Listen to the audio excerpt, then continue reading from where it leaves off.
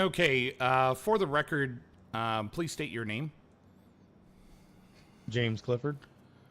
And James, what is your official position at the city? I'm going to be San Andreas EMS. Great. And James, just to before we get started with this interview, I just wanted to make sure that you understand that first of all, you can have an attorney present if you feel at any time that there is a question that you don't want to answer. You have that right. You also have the can acknowledge, if you would, that this testimony is given freely. It is not under any duress or coercion. Absolutely. I'm not under any coercion for giving this testimony. Great, thank you very much. And so on the day of August 31st, 2018, you were on duty. That's affirmative. And what time did you go 1041? I would have to double check the logs to know exactly, but it's going to be roughly. I think it was actually roughly about 0. Or no, sorry, not. It was about 20:05. Okay, so that was approximately a. So you were on duty at the time that the call went out. The initial call went out for that there were shots fired, or sorry, not shots fired, but there were injuries sustained by individuals at Pillbox Ammunition. Is that correct? That's correct. There was going to be a call out for multiple injured parties at the parking lot of the ammunition there. All right, and were there any other medics on the scene at that time, and that were on duty? There was Captain Luke Walker. Okay, and after the call came out from dispatch, can you tell me a little bit about how you responded? I was in the middle of another call all the way up in,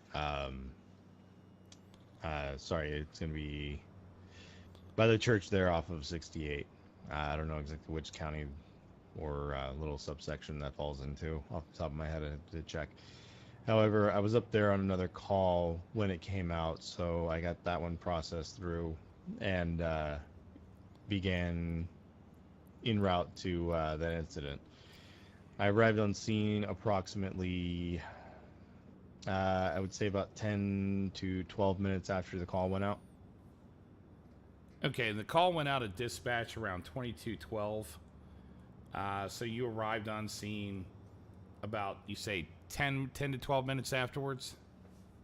Yeah, approximately there. I can give you exact numbers if you need it. I just had to review my body cam to give you exact times.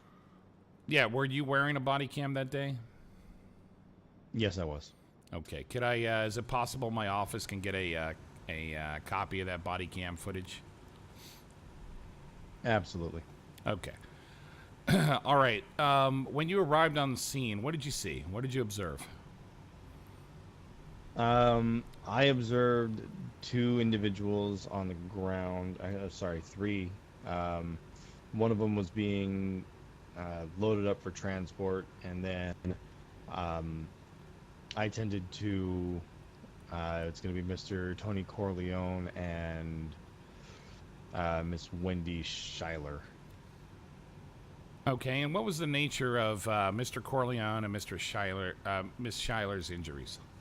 Let's start with Mr. Corleone.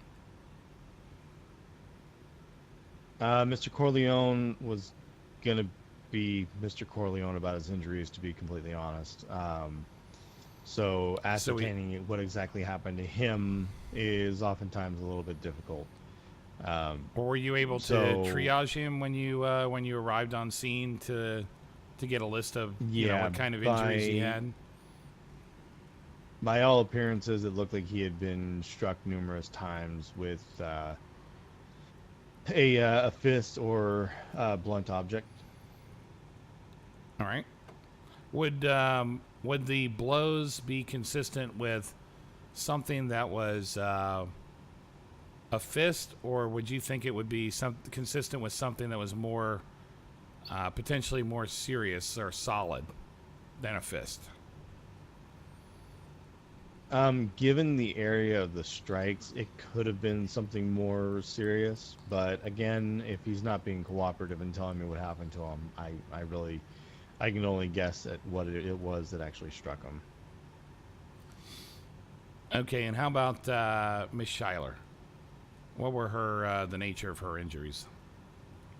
Miss Schuyler was struck from behind. She didn't know exactly what type of object. However, it was, by appearances, a cylindrical object, so most likely a bat, light, something of that nature. Would you say that it was consistent with something larger like a bat, or something small like a stick or a baton? It very well could have been a baton. It was just a cylindrical object, solid by the slight indentation. It wasn't hard enough to actually cause skull fracturing or anything of that nature, but it was hard enough to daze her and get her off of her feet. Was she bleeding? Yeah, there was some bleeding on her scalp, most likely going to be consistent with being struck by a cylindrical object like that, where the skin is essentially kind of like pulled away from itself. I see. So like around the area where the object struck, where the skin, Yeah. as the force would drive the skin back away from the contact point. Essentially, yeah. Okay. Okay, and who was it? Did you observe any other individuals that were in need of treatment at that time? I did not. However, again, I 455 was dispatch. I agree, going to Bex. be, hang on, I got a dispatch coming in real quick. Yeah, Roger. Send it. Show me 1041. 10-4-455, showing you beginning your tour of duty 0621. Fine. Is that Sergeant Beck? 455 is not a number I'm actually particularly familiar with, but does sound consistent with what I've heard of him. Okay. All right. Let's get back to it. That's cool. So were there any other individuals that you observed that were also incapacitated, in need of treatment? None that I observed, but there were already a couple that had been loaded up and ready for transport. Okay, so medic or Captain Walker had already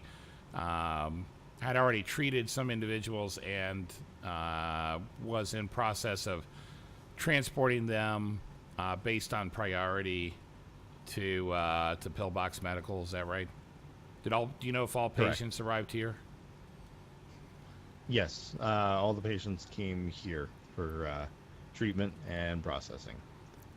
And as well, Captain Walker was 455. operating under the call sign Medic 2 at the time. Roger. So Medic 2 would be Captain Walker. Thank you. Okay. How many individuals total were being treated? In total, by my count, there were 5 individuals, but there may have been another that I did not see. As far as I could tell, it was going to be Mr. Wayne Wesson, Mike Lemonade. We had Jeffrey Connors cuffed to one of the beds. I don't know if he received treatment before I arrived or what the situation was there, but he was here as well. And then we had Miss Wendy Schuyler. 455 And, dispatch. Mr. Tony Corleone. Yep. Go ahead. Send it. Send it. Show me 10-8. Anything pending? 10 for 10-4 showing showing you you in service service 0624, no calls pending. 455 direct. He sounds so unhappy. So those are the individuals that I had observed here on hospital grounds. Were you instructed to hold that some of the individuals, or what were you instructed by the police regarding the individuals that you had brought to the hospital for care? As per standard protocol, given the circumstances, everyone that was involved with the incident out at the ammunition there on Adams Apple was all of them were placed onto police hold to be at least spoken to by an officer. Whether they were a person of interest for inciting the incident or not, they were all on hold. Okay. All right. And was there an officer that was here helping to make sure that these individuals did not leave the hospital, or was it just the hospital security? We had Trooper White and Trooper Hotchkiss that were going to be involved with the scene. Later on, we had Trooper Boscarelli as well come into the incident. Okay. Now, as the was Dr. Knox here by any chance? Was he on duty that night? Negative. Okay. How about what is the receptionist's name? Was she here in the front lobby? Negative. Harona and Dr. Ma were not here either. Dr. Ma, that's correct. Okay. All right. Thank you. All right. So you and Captain Walker proceeded to assist the surgeons and the ER team to stabilize the individuals. That's affirmative. We gave our reports as far as status of the individuals that we brought in, and we turned them over to hospital staff for care at that point. And we just stood to, we helped to make sure that we didn't have anyone try and walk off. We had Mr. Tony Corleone attempt to walk off a number of times, and he had to end up being secured to one of the beds. I see. And what was the nature of Mr. Lemonade's injuries? Did 455, you... send me responding.